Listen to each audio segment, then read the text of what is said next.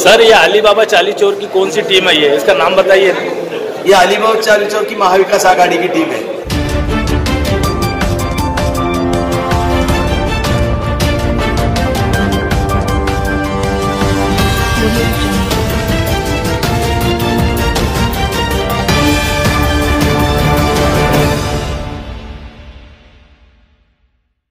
Bharatiya Janata party के नेता और राज्य के विरोधी पक्ष नेता सम्माननीय देवेंद्र जी फडणवीस, इन्होंने कल विधान सभा में जो कुछ पेन ड्राइव के द्वारा की गई भी विरोधी नेताओं के खिलाफ की साजिश पेश की है सबूतों के साथ, उसमें जो विरोधी पक्ष के बारे में जो अलग अलग तरह की साजिशें की जाने वाली थी, उसका पूरा रिकॉर्डिंग 125 घंटों का रिकॉर्डिंग माननीय देवेंद्र जी ने सादर किया। इसीलिए इस 125 घंटों का जो रिकॉर्डिंग है, उसमें जो जो साजिश में लोग हैं उनके खिलाफ सीबीआई चौकसी होना चाहिए, उनके खिलाफ गुने दाखिल होना चाहिए और उनका इस महाविकास आघाड़ी का इस साजिश की वजह से भारतीय जनता पार्टी संभाजी नगर की ओर से मैं निषेध व्यक्त करता हूं। महाराष्ट्र में लोकतंत्र को मारने का काम महाविकास आघाड़ी ने किया है।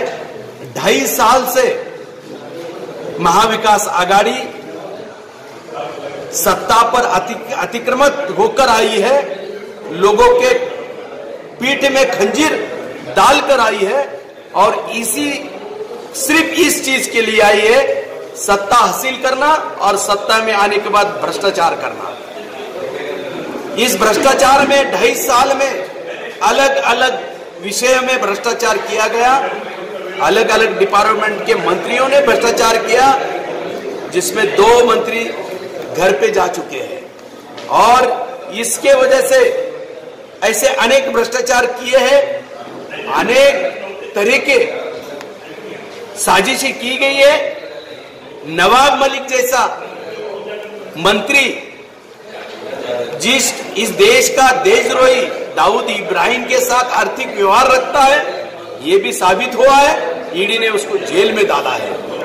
और ये सब अलीबाबा 40 चोर की टीम ये पूरी खुली गिर रही है और इनको अभी विरोधी पक्ष नेता सब नंगा करने के काम कर रही है और ये नंगा नहीं होने के कारण इन्होंने इनको साजिश करना चालू किया। विरोधी पक्ष के सभी पदाधिकारी और मंत्री सभी नेताओं को अंदर डालने का, जेल के अंदर झूठे केस दाखिल करके जेल के अंदर डालने का, उनके खून करने का, ये सब साजिश कर रहे हैं। हमें तो अभी डर लग रहा है कि माननीय देवेंद्र जी फडणवीस ने ये मसला उठाया है, जो साजिश किया उसका पर्दाफाश किया है। इसलिए देवेंद्र जी के सुरक्षिता का धोखा निर्माण हुआ है और उनके सुरक्षिता का धोखे की वजह से हम मांग नहीं करने वाले हैं, उनकी सुरक्षिता बढ़ाई चाहिए।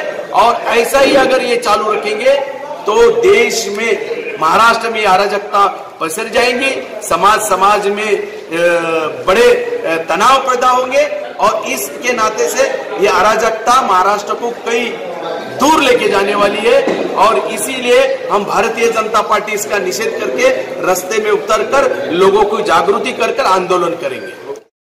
उनके सब हथकंडे अभी वो थक चुके हैं। अभी ये नया साजिश था जो उसका भी पर्दाफाश किया गया है। इसलिए अब संजय राउत परेशान है कि हमारी आखिरी साजिश भी नाकाम की गई। इसलिए संजय राउत ये बात कर रहे हैं कि हमको घोषणा नहीं है, हम तो कभी भी जेल में जाने को तैयार है, लेकिन झूठे केस डालने का काम सत्ता आने के बाद हर जिले के कार्यकर्ता के ऊपर झूठे केस दाखिल किए गए हैं और उसी मामले से बड़े केस भी साजिश करके विरोधी पक्ष के नेताओं के ऊपर दाखिल करने के साजिश इनके खुलेआम दाखिल हुए हैं। सर, आज जनता में चर्चा है कि आप उन पे आरोप लगा रहे हैं, वो आप पे आरोप लगा रहे हैं, इस तरह से सर राज कैसे चलेगा, राज का विकास कैसा होगा? एक देखो, हम आरोप लगा रहे हैं क्या उनके आरोप है, हम तो पुरावे के साथ दे रहे हैं। हम कुछ ऐसा पेपर में नहीं, विधान भवन में मान दिया है। अगर उसको झूठ होगा तो उसकी भी चौकसी किया जाए। जो झूठ अगर विधान भवन में पेश हुआ होगा पिन ड्राइव, अगर उसकी भी चौकसी किया जाए लैब की तरफ। सर जैसा आपने कहा नवाब साहब जब जो देश का दुश्मन दाऊद इब्राहिम से संबंध बताए जाते हैं, तो सर कहीं ये संबंध तो अचानक नहीं होंगे ना, इससे पहले सरकारों ने क्यों खामोश रही? एक सवाल ये भी उठता है। ये देखो, जब इनके चौकसी के अंदर मालूमात गिर रहे हैं, जब कुछ ना कुछ धागे दौरे मालूम पड़ते हैं, तब ईडी जाती है। ईडी ऐसी किसी के दरवाजे पे ठोकती नहीं ना। और डर क्यों फिर इनको? नहीं है तो डर नहीं रहना चाहिए। ईडी तक जाने का सादा पुलिस स्टेशन में जल्दी ये सरकार में अर्जी नहीं लिया जाती। आप जाओ, गरीब को अर्जी नहीं लिया जाती, डायरेक्ट ईडी कैसी जाएगी? ईडी तो कुछ मालूमात मिलती है तो जाती है ना। सर ये अलीबाबा चाली चोर की कौन सी टीम है, ये इसका नाम बताइए। ये अलीबाबा चाली चोर की महाविकास आघाड़ी की टीम है।